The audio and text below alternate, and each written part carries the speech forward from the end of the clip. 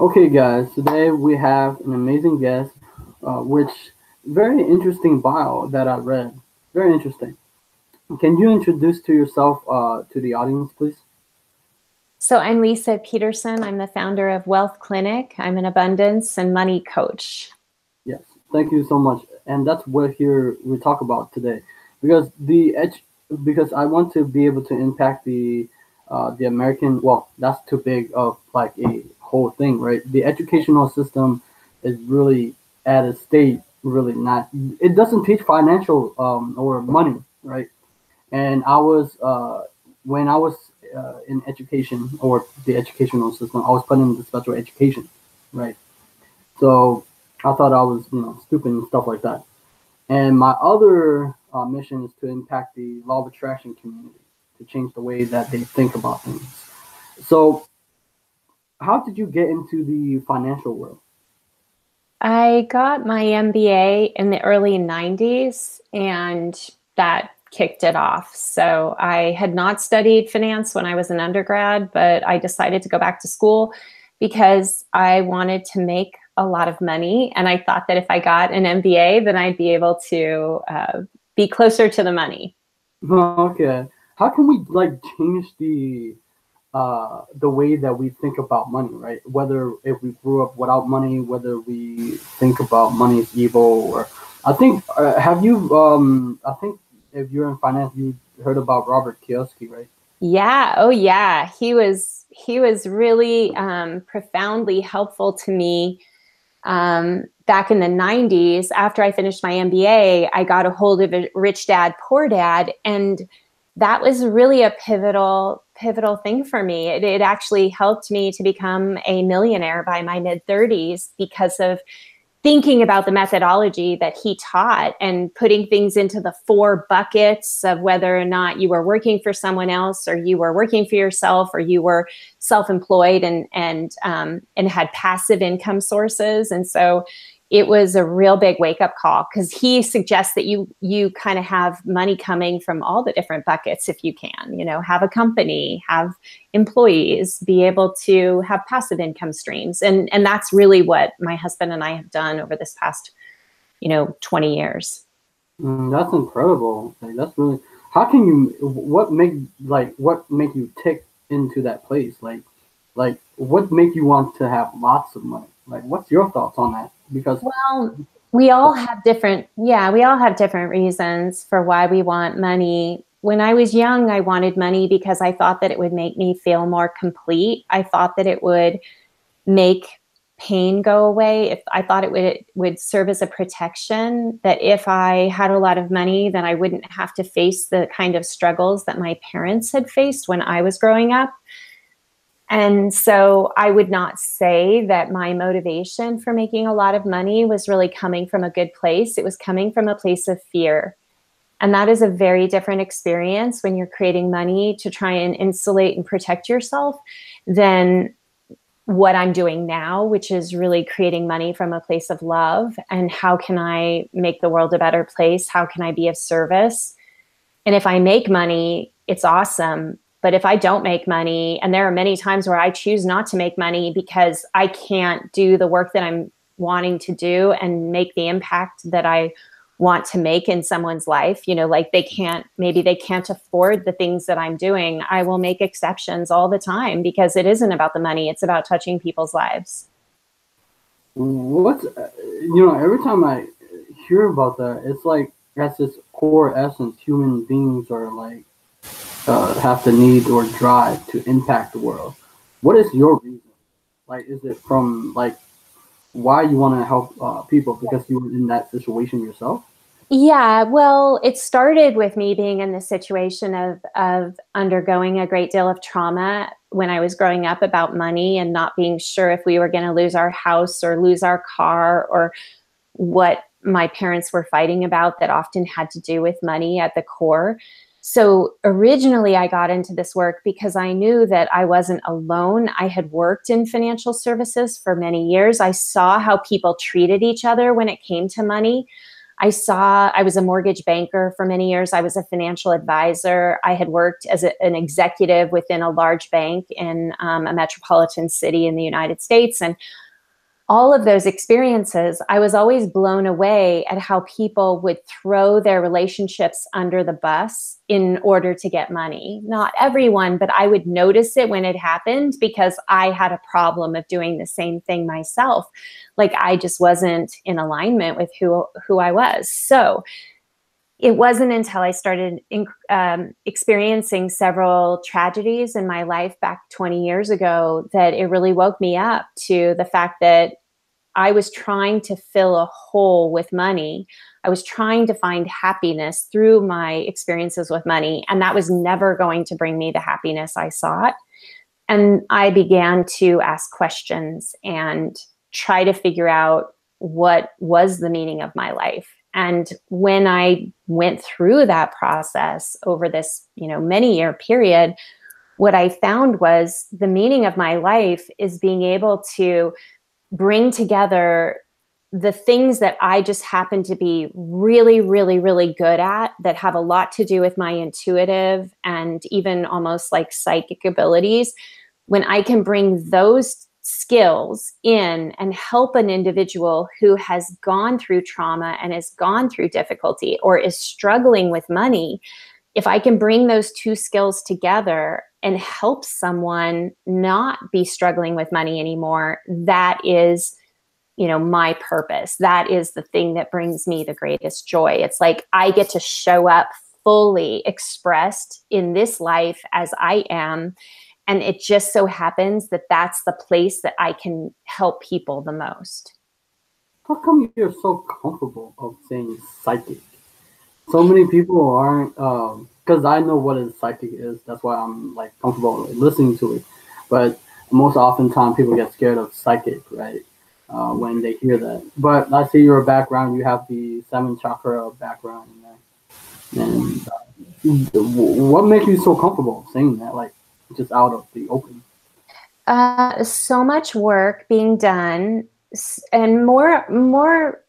It became easier when I started to coach people and I saw that when I allow myself to move into these feeling abilities that I have, that the profound impact it has on people's lives. I got that reinforcement over and over and over again to the point where I was like, well, I think I'm being selfish by not sharing the fact that I have these abilities. But here's the deal. Everyone has psychic abilities, right? It's a question of whether or not you've done the work to clear all the garbage and all the crap out of the way so that you can feel, not emotional feel, but feel the level of communication that happens below the surface that is happening between us all at all times. It's like, imagine if you had a computer and it was totally filled up and you weren't able to take anything more on. I think most of us literally are operating like a computer that's full to the gills. And then we're saying, well, why am I not more intuitive? Why do I not have more abilities to, have these things that Lisa's telling me are natural to me? Well, what I found, you have to clear the computer out, create a very nice, open, empty space experience and know what that feels like. And in the experience of conditioning yourself, you learn that there's a whole other way that we can communicate with each other on this planet that most people just aren't familiar with. I remember when I was talking to my subconscious or whatever connection I used to have a therapist. She thought I was crazy. She said like, "Oh, you're into your head too much." I was like, "No," because at that time I was spiritually awakened. I found out about the law of attraction and all the that we can attract things into our life. But now my message is for the people who are into the law of attraction. They need to take the action, right? Because so many times people wait for the action, for the things. So that's what my message is. Well, that's pretty cool though. So how can we get all the garbage out? Like, what is the process that we can clear all the dramas or the baggage to listen to our or intuition. Well, Mm-hmm. So I'm sure there's a gazillion different ways. I mean, I've been figuring out my own way to help people do that. And then, as you mentioned, like the chakras is a really big part of how I teach people to do the clearing out, because what I've found is there are 7 primary scarcity patterns that a human being operates from, and they go from the root all the way to the crown, and they each affect our relationship with money differently. So by pinpointing the exact area, preferably at the lowest chakra possible, you start to notice what are you holding on to as you learn the methodology that I teach. You learn what you're holding on to in that particular area.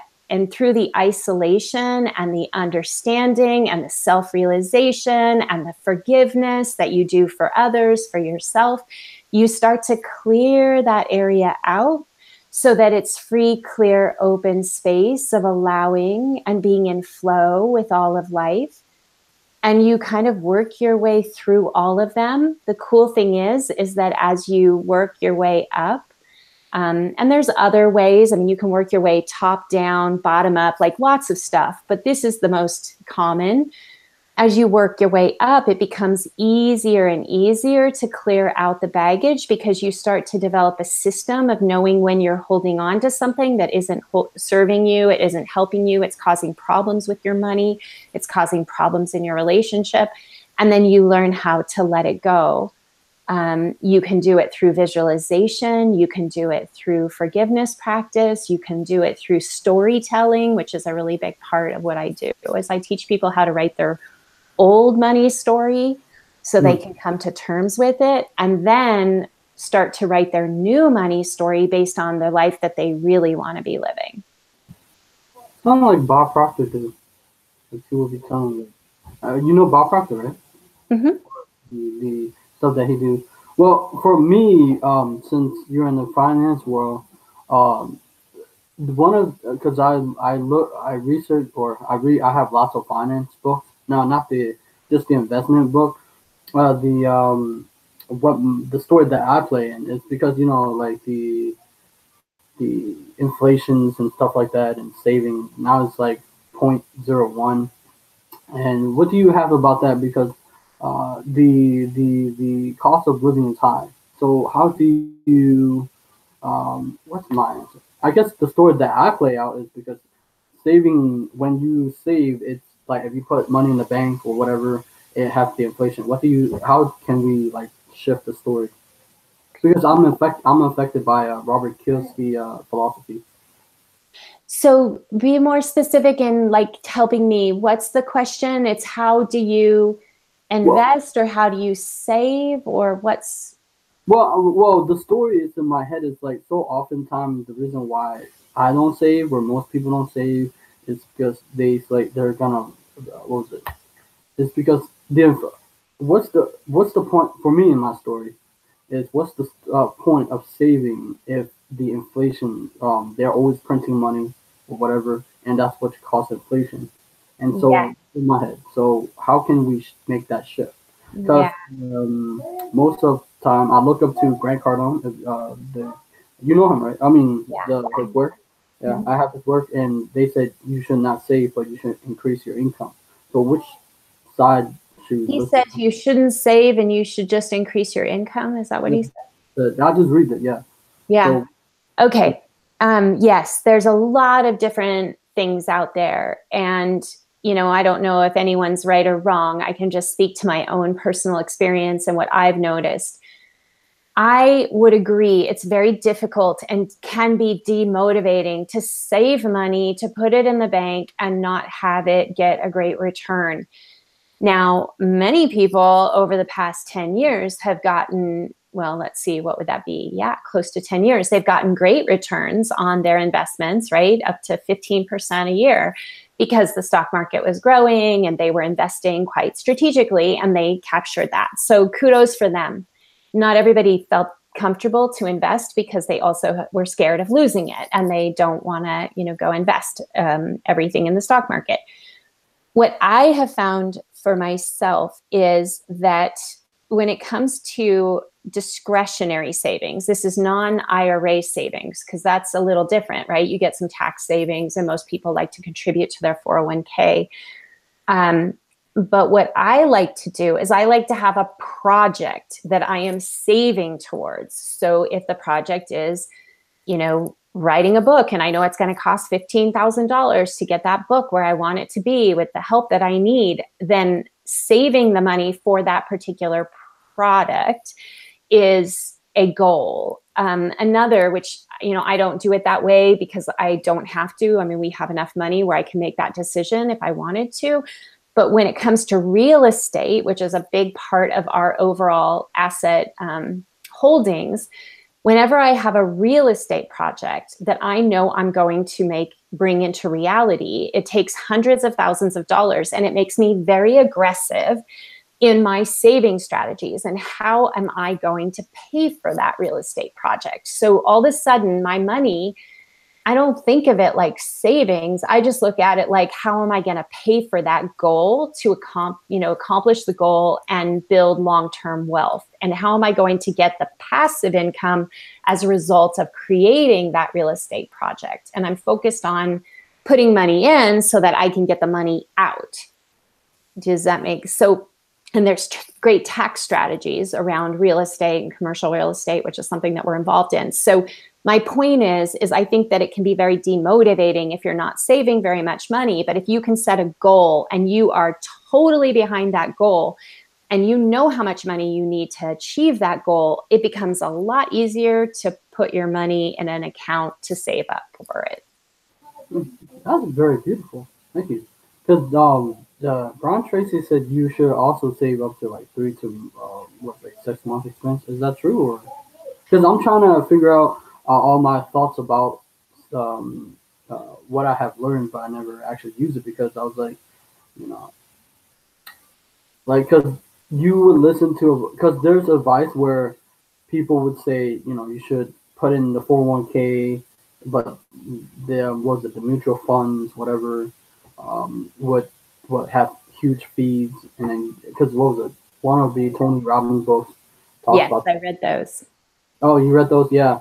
Yeah. And they were talking about their what was it? I forgot what's the robo advisor versus putting your money in a mutual fund and having it cost you a couple percent. It's true. A lot of investment vehicles are not created in the spirit of helping the end consumer. This is why a lot of us have chosen to invest in electronically traded funds, because the costs are very low. And, I have personally a Vanguard account where I do get some assistance because I don't like to rebalance my portfolio. So I pay a little bit more, but I pay between 30 and 50 basis points to have a full portfolio created and constantly rebalanced for me. So it's a robo-advisor solution. I also can reach out to their assistants if I want, but I happen to know, I'm a certified financial planner. I know more than most people about investing, but Vanguard is very happy to give you low-cost investing strategies if you call them. That to me is really important. The other thing that I do is, like, if I have cash on hand, which I always have a lot of cash on hand, I keep it in banks like ally.com, where they're paying a much higher return, more like a CD rate on the cash in their accounts versus a traditional bank or brokerage. So I'm making strategic decisions of how can I get the best return for what I want. I want cash. I want it to be liquid. I want it to be FDIC insured. Then I go one direction. If I want to have investments, I want to look at the cheapest and most efficient investments I can possibly find. And that's how I've done my managing. You sound like just like Warren Buffett. I used to love I love him for this story. I love Warren Buffett. What was it called? You also know John Bogle, right? Yeah, totally. I know he is. I wish I knew him, but I don't. I mean, personally. No, I mean the because you were talking about Vanguard. He was the creator of Vanguard or something like that. Yeah, I read a lot with those, but if I can see that after all the talk that we have talked or you have in this interview, you were talking about having a lot of multiple sources of income. Because oftentimes I hear when you were talking about real estate, do a lot of millionaires put do real estate? It seemed like it. Yes. Yes, because there's tax advantages. There are, you get depreciation, and you have a lot of, you gain a lot more flexibility when you go and do your taxes, especially if you're working for a corporation and you're being paid a salary, and then you're trying to figure out, well, how can I have some write-offs? How can I be also running a business? I mean, there's a lot of things that can be done that help you from a tax standpoint, because management of taxes are every bit as important, if not more important, than investing.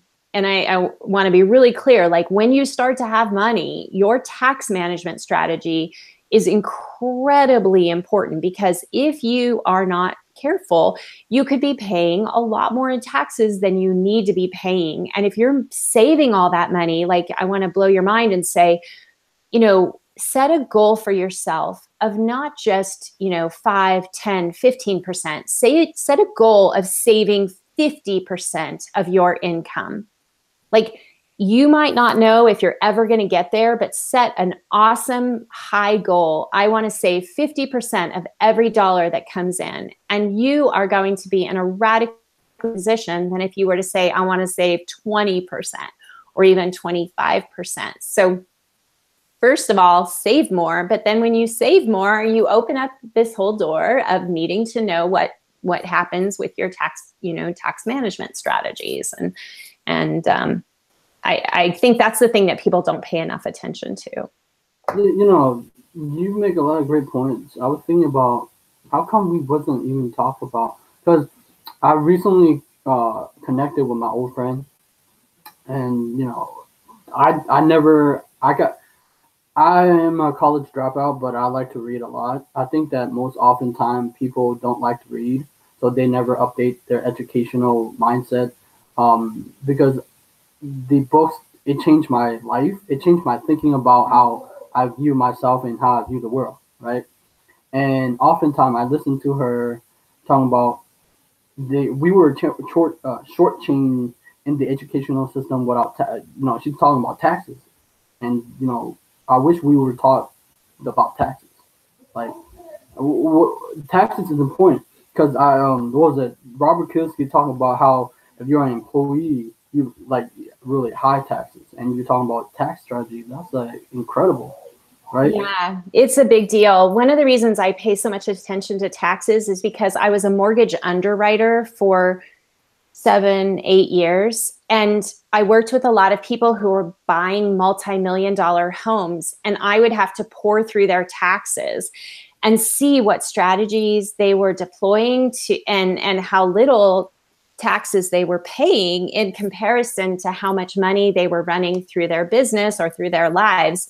And I saw that that was the big differentiator of someone who makes a lot of money and doesn't have anything to show for it. And then those who were making a lot of money and able to put $2 million down on a $5 million house, or $2 million down on a $3 million house, because they wanted to have as little debt as possible.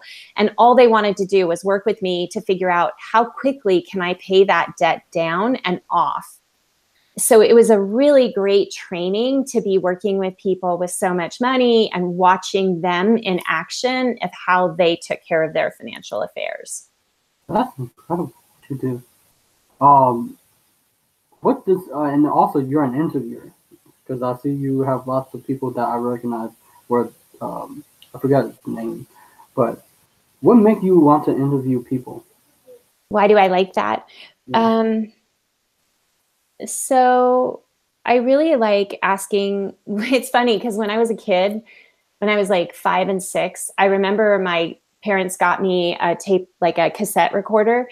And I would literally walk around with the microphone and I would ask people questions from a very young age. And it's just something like I love to understand people and I love to hear their stories. I love to ask them questions. I do not feel like I need to be, you know, like it doesn't need to be all about me. Like I just want it to be all about them. And I love it and I dive into it. And so when the opportunity came that part of the way that you could expand your platform as a business owner who's based on the internet like I am, that you could interview people. At first I was like, oh my God, why would anyone want to interview with me? I don't know anything. You know, this is like 4 years ago. It's so stupid, but that's how I thought. I thought, well, who's going to talk to me? And so I started reaching out to people and I was really shy. And when people started to say yes, and then those people would become friends and like mentors and help me build my business, even though I wasn't paying them, I was like, well, this is the best gig in town. Like, why isn't everyone doing this? And that is really where it started. But over time, I don't need to do the podcast so much anymore, but I deeply enjoy when people come into my sphere, somebody introduces me, some conversation is given to me, or books are being sent to me all the time. And if I dive in and I'm like, oh my gosh, this would really help my clients, then I reach out and I say, please come on, I want to have a conversation with you because it's going to help me. I'm going to learn from it. I'm so excited to share what you're doing with the world. And then it's just a passion project. I've never made any money from it. I'm on interview 208. It's crazy. Yeah, that's incredible. Like I can. That's why I do interview because I want to understand people, right? And like I'm just like you. I feel uncomfortable of talking about myself sometimes because I understand where if I let people talk about themselves, they give great information. Because that's why I don't like. I read book on how to influence friends and influence people. Should be interesting in other people. It's not always easy. I make mistakes, so that's why. But what is your take on? Because I know that interviewing people is great to build an audience. It's great for marketing tools. It's great to collaborate and build. What was it? Share each other work and to promote other people's work. That's because for me it was trial and error. For me, when I was doing interview, I didn't know how to do it. In my concept, I thought interview was like a job. So I reached out for this best-selling author. His name is Michael Lozier. He helped me with that, and I got. At first, I made a mistake, and I was like, "Crap!" So he got me to do the interview, and then after that, I try to figure out how to make my own interview flow because I don't like it when I just ask a bunch of questions. Mm-hmm. Because it doesn't really connect with people. And if I want to impact someone, I need to make a connection with them. I can't do it if I can't do it. So the property manager, and he was working here at the resident where I live, he'd say that interview is a conversation. So I put that together. So how do you do your interview? How do I do them? I study what I can of the person, right? I look at their website, I read their book, I do whatever I can to understand what they're putting together. And then I may tell them, hey, there's a few questions I already know that I'd love to ask you. Sometimes I don't even do that. It just depends on the situation. And I just trust that whatever questions come up in the moment, just like what you're doing here, are going to be perfect and divine. And that's what I roll with. Yeah, that's it. Okay. What is your let me see. What is your passion? What do you love to do? Because I haven't asked that for a while after I interviewed authors and actually. What do I love to do? Mhm. I love to spend time with my family. So I have a daughter who just turned 21 and a son who's 13. And my husband and I have been together for 32 years. So I love going hiking and hanging out and watching whatever we can find on Netflix together.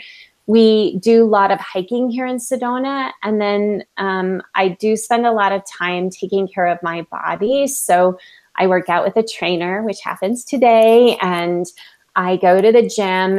And I love water. So the gym has a pool and a jacuzzi. And I go and hang out there. It's pretty good life. Like, I have no complaints. I feel very, very blessed that I'm able to do those things. Travel is wonderful, but it can also be exhausting if you do too much of it. But I like to go to places that I've been before and new places. So, yeah. Thank you so much for that. Do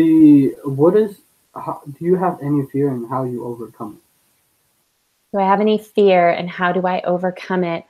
I go through phases where I will be very fearless and I will not really be afraid of anything. And I feel like I'm in one of those phases right now where I could just do about anything other than, I don't really want to go bungee jumping, but I could probably jump out of a plane. Uh, and But when I am in those periods of time where fear has caught hold or something has triggered fear, it's when I really rely on my personal tools, meditation, awareness, allowing myself to feel the fear and be present with it. Ask the fear to help me understand why it's coming up. And if it's something that I need to uncover and bring into the light about myself that I have denied looking at in the past. And so, that's what's called shadow work. And I do a lot of shadow work with myself and my clients. And so if something's really bothering me and I'm feeling a lot of fear, then I know typically it has something to do with the shadow that I have not fully explored. And it's time to go inside and see what I'm ready to let go of, who I'm ready to forgive, a lot of times forgiving myself more than anything, and be okay with all parts of myself. it seemed like you integrated with being a millionaire, because a lot of people, because you integrated being a millionaire and also being spiritual. Because a lot of people think that millionaires aren't spiritual, but we can see that right now that you have the chakra system, the seven, and then you talk about meditation. Like, how can we get rid of this thought about this negative, nasty feeling about rich people? They say, "Oh, they're making a lot." Not that's just the story that we people play. Because I already know that millionaires aren't evil. They care about the world. Some people do, some people, but it depends on the type of person they are, right? Mm-hmm. And so, why do you incorporate that? Well, everything I do and I teach is about helping people to look inside of these beliefs that you're talking about. Like, how can we notice the beliefs, figure out where they've come from, and let them go and change them going forward? And I'm very different than what a lot of these popular teachers talk about, which is, I don't really talk about affirmations. I don't talk about telling yourself everything's fine and, just move on. That never worked for me.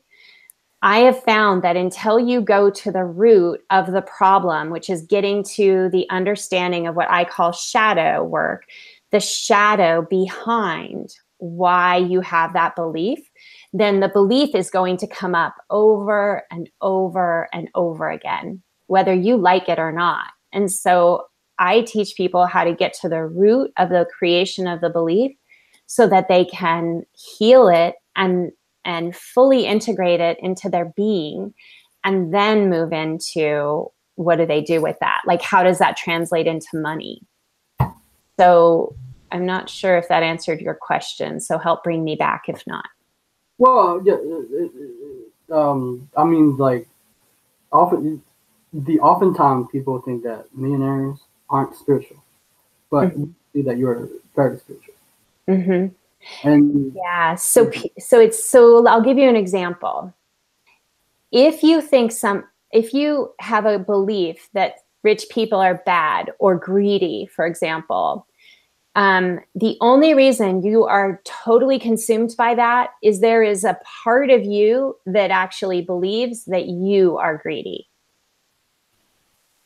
And until you deal with your own feelings about greed for yourself, you're going to continue to project that out into other people with money.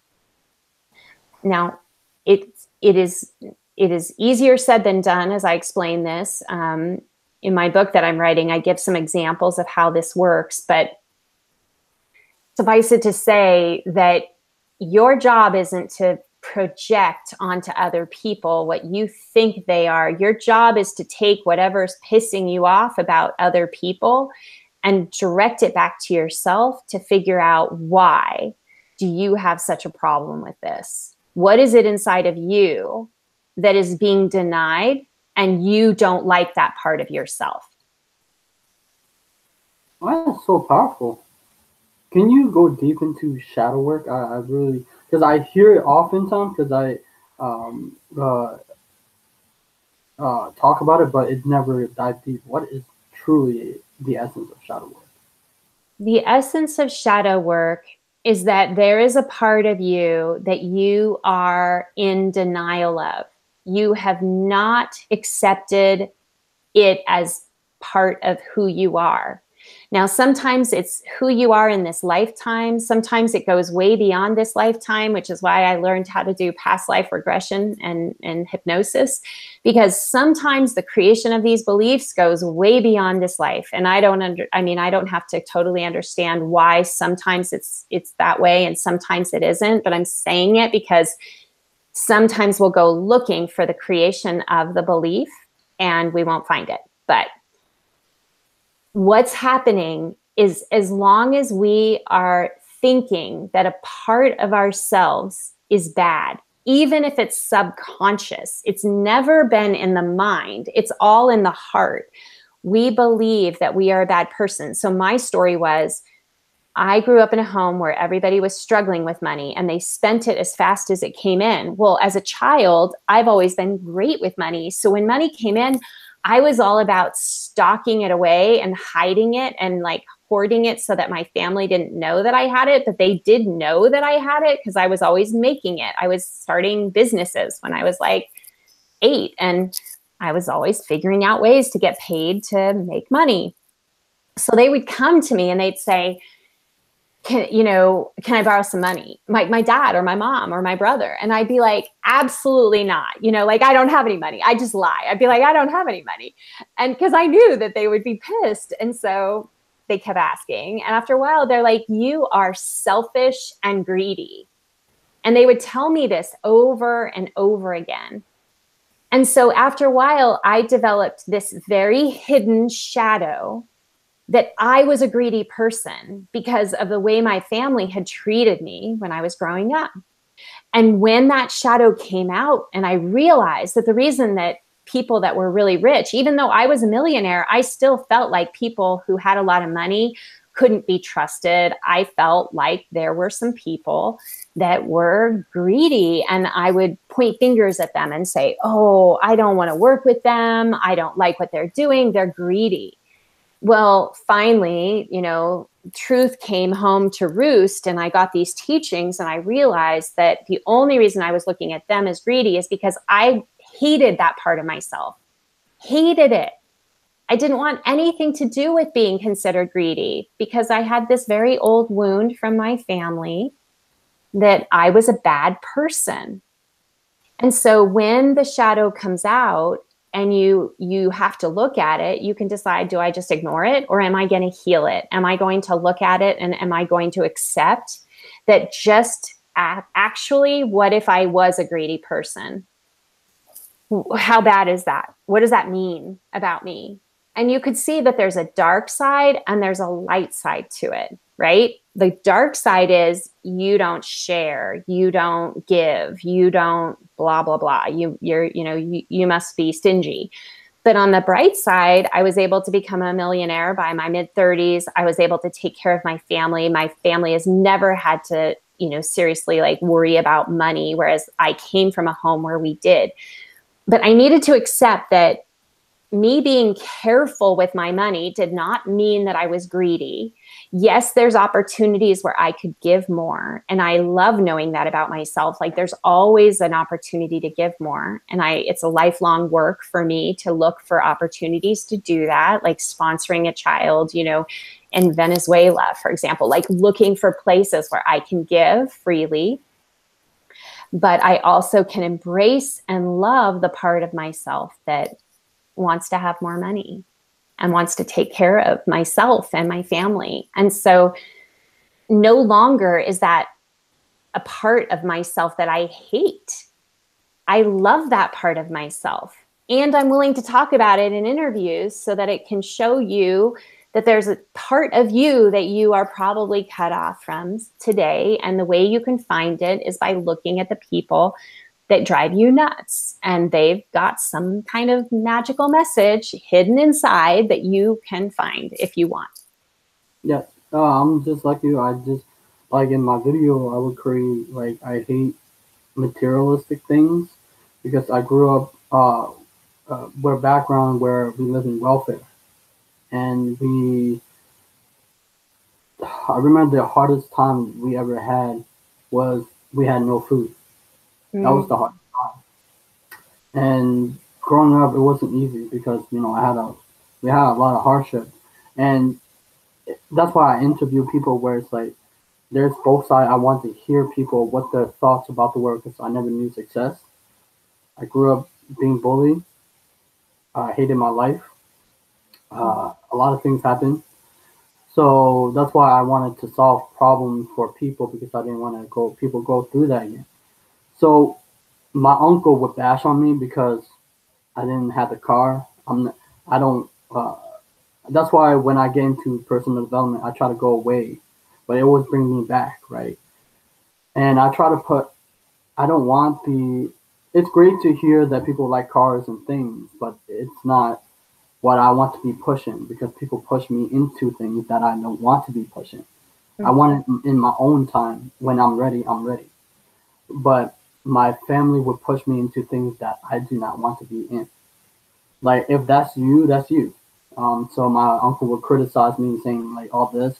It's like, okay, but that's you. You know, that's your family. And my mom would be jealous of them because they did great things. They got the education and all that. But for me, I want to interview people because it's my passion. You know, that's what I. That's why I always push my. I changed the way that I look at the things because of this guy I interview on my YouTube channel. His name is Justin Perry. He talked about the things that people want is for themselves, not what other people want for you. You should value what you want for things. Like for me, I have the background here. It's Yu-Gi-Oh cards. It's just for games, right? That's what I value. And so I changed the way that I changed it for people because it's for people. So that's why I do interviews. So Beautiful. Yeah. See, we have a lot in common. I was bullied as well, and it's a big part of my story too. And it's something that I don't know that you ever completely get past. You know, it created a lot of PTSD in my life. And when I'm running a business and things kind of start to feel like I'm being bullied, I really have to pay close attention to it because it may not be that they're actually they have any intentions of doing that, but because the wounds go so deep, you know, it's a part of myself that I'm very cognizant of and I'm very respectful of. And I love that part of myself because even though I've done tons and tons of work for 20 years, I still notice that I'm very sensitive about that.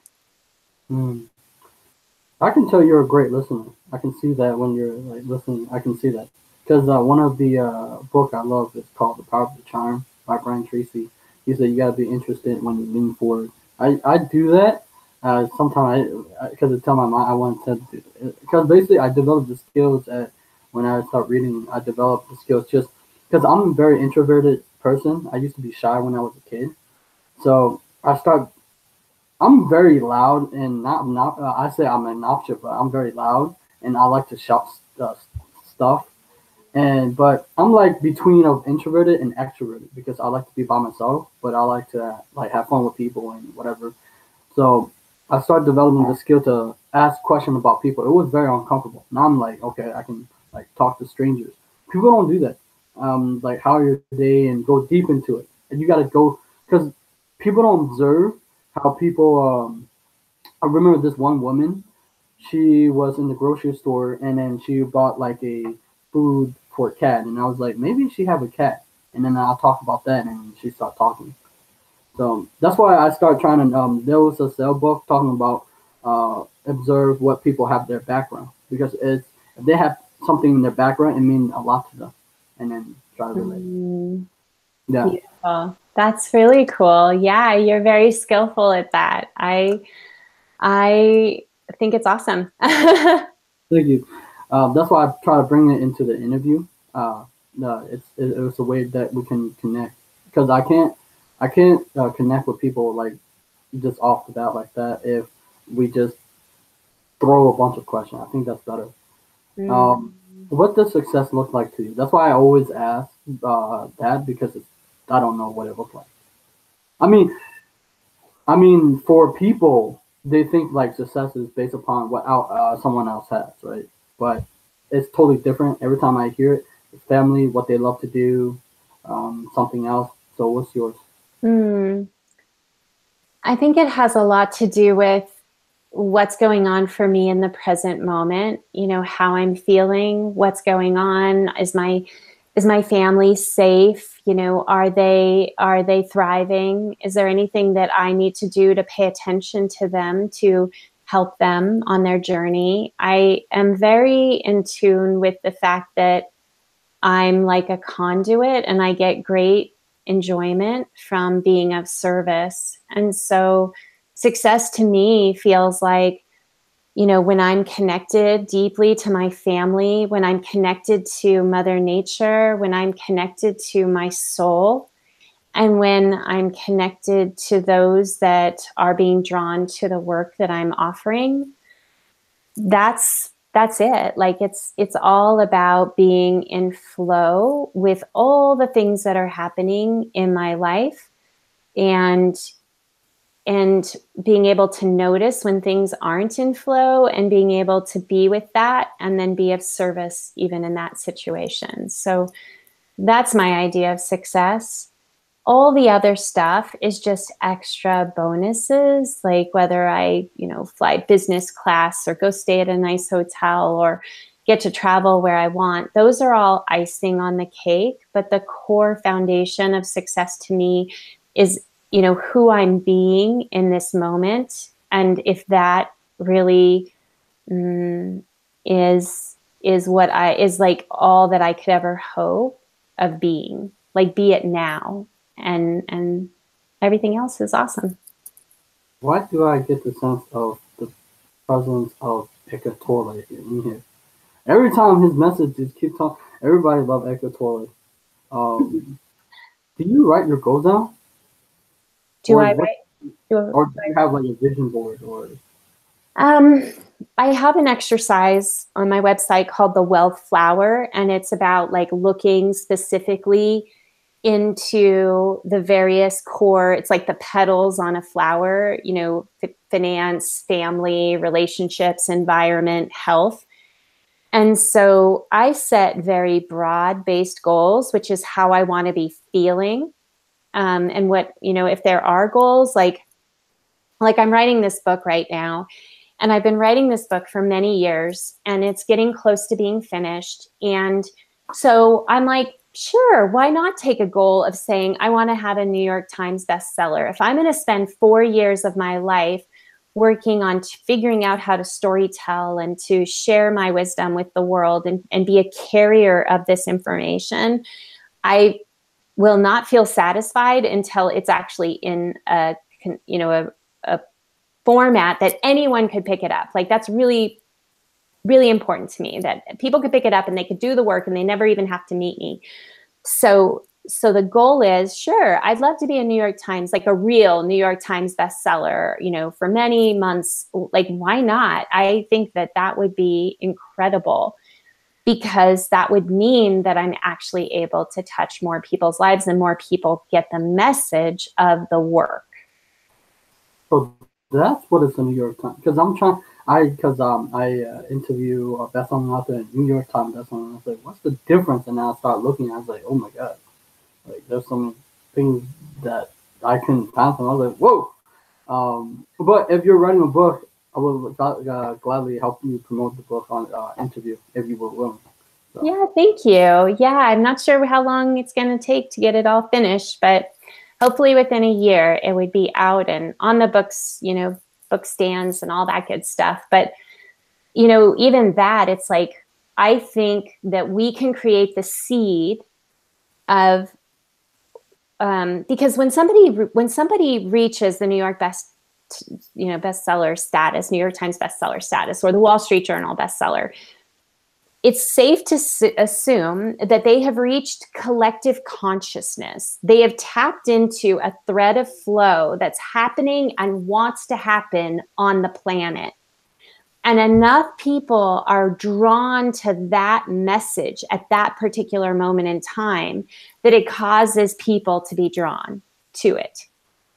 Can you explain further? What do you mean by that? Well, have you ever heard, I've heard it and I can't remember exactly who said it, but maybe it was the gal Elizabeth Gilbert with Eat, Pray, Love. That was a New York Times bestseller. It was a book, a self-development book.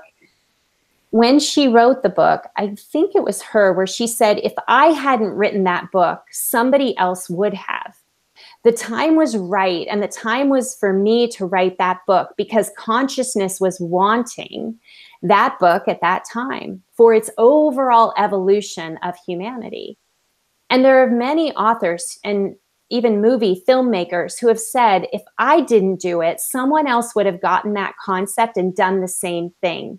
Because it's like there's a momentum being created through consciousness that tells us, you know, this is what you're supposed to do. And so I am being led to share these messages in a big way, but I don't know if it will actually capture that kind of attention. But my intention is I write a book that is at that caliber, that if it is the right time and the right place, then people will be drawn to it because they're ready to heal the stuff that I'm speaking about. That is powerful. It's like as if you're like a conduit for the universe to work with and through you, right? That's what you're saying. Yeah. That's what I was thinking about. Because in the law of attraction community, they always talk about things that I disagree with, because I am a very personal development junkie and I read a lot of books. And for me to get an interview with a lot of experts, I had to send 60 emails. I had to blast emails. I had to blast Twitter.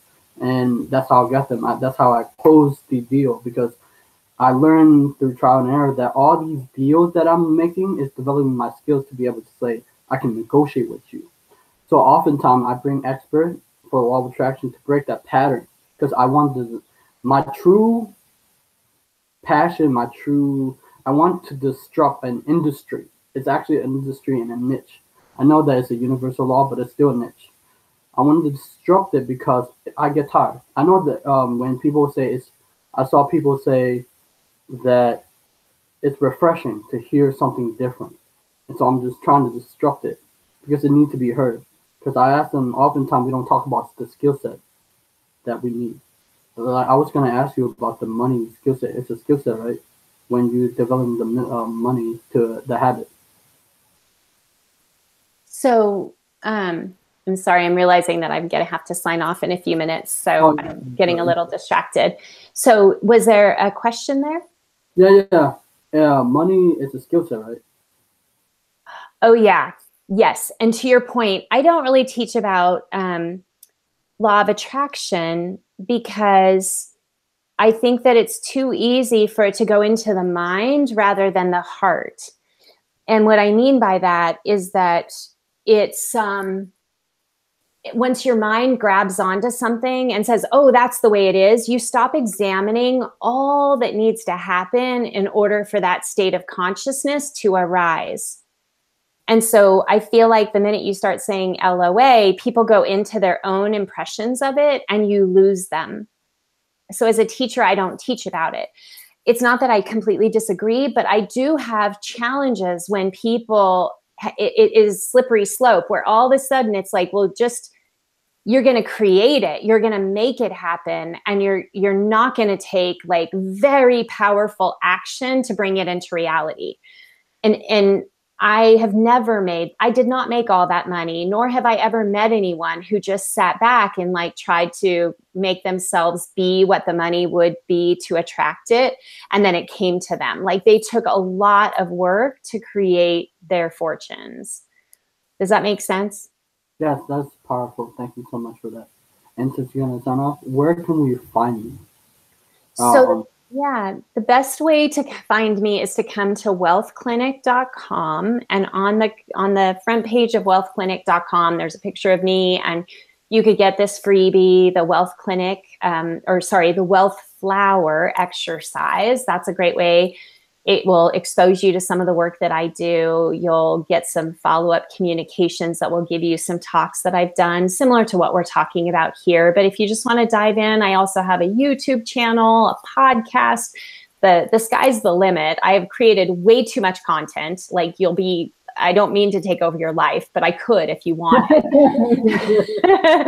Oh my gosh. What's called a generator. If you study human design, you'll know what that is, but I just create like crazy. And the point is like, find something that maybe resonates, reach out to me. If you have some questions, I'm happy to be of service. And yeah, that's a good way to start. Well, thank you so much for today, because you break a lot of patterns that I have and we have, because about millionaires, and it was pretty cool. I get to spend time with a millionaire. Thank you so much for that. Well, thank you. This has been really fun. I hope I can share it with my audience too. So definitely send me the links. No problem. Yeah, I was gonna ask you that, but that's okay. You already finished that already for me. Yeah. But that's how I practice negotiating and trying to like ask, because we too often time we're afraid to ask for what we want. So I agree. Yeah. Okay, guys, this has been an amazing interview. Subscribe to my channel, like my video, and I'll see you guys next time. Bye bye.